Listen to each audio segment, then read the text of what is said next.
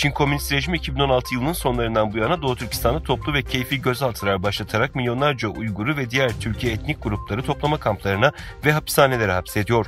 Özgür Asya Radyosu muhabirinin telefon görüşmesine göre Doğu Türkistan'ın Gulca ilçesine bağlı Mazar köyünde 8 camiden 6'sı 2017 yılında yıkıldı. 2017 yılında 70 cami yönetim kurulu üyesinden aralarında imam, hatip, müezzin ve kanuni temsilcilerinde bulunduğu 50'ye yakın kişi hapis cezasına çarptırıldı.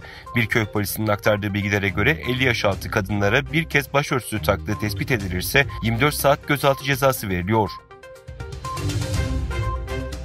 Uygur Türk'ü bir çocuk biriktirdiği tüm paraları deprem bölgelerine göndereceğini belirtti. Sosyal medyada viral olan videoda çok sayıda beğeni geldi. Türkiye'nin 10 ilinde etkisini gösteren ve 13,5 milyondan fazla insanı doğrudan etkileyen asrın felaketinde yaralar sarılmaya çalışılıyor. Türkiye'nin dört bir yanından ve dünyadan da bölgeye yardımlar gönderilmeye devam ediliyor. Uygur Türk'ü bir çocuk da kumbarasındaki tüm paraları deprem bölgesine göndereceğini dile getirerek kalpleri fethetti.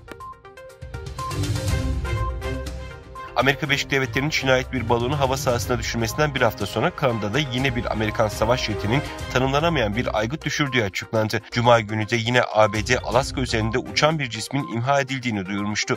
Beyaz Saray'dan yapılan açıklamada 3. cismin düşürülmesinin ABD Başkanı Joe Biden ve Kanada Başbakanı Justin Trudeau tarafından güvenlik endişesi nedeniyle onaylandığı belirtildi. Kanada Başbakanı, Kanada kuvvetlerinin cismin enkazını toplayıp analiz edeceğini de sözlerine ekledi. Japon hükümeti Çin'e ait donanma gözlem gemisinin Japonya'nın güneyindeki karasularına girdiğini bildirdi. Donanma gözlem gemisi yapılan uyarılar sonrası bölgeyi terk etti. Japon hükümeti söz konusu ihlale yönelik Çin yönetimine diplomatik kanallar vasıtasıyla endişelerini bildirdi.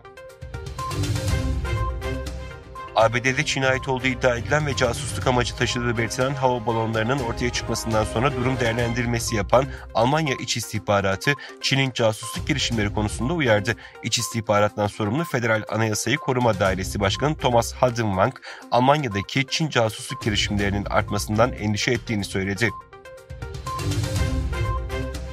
Cumhurbaşkanı Recep Tayyip Erdoğan asrın felaketi olarak nitelendirilen Kahramanmaraş merkezli depremler nedeniyle Türkiye'ye gelen Katar Emiri Şeyh Temim bin Hamad Al Sani'yi kabul etti.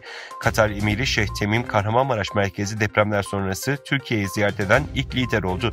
Öte yandan Dışişleri Bakanı Mevlüt Çavuşoğlu, Kahramanmaraş merkezli depremlerin ardından bugün Türkiye'ye gelen Yunanistan Dışişleri Bakanı Nikos Dendias'la Hatay'da açıklamalarda bulundu.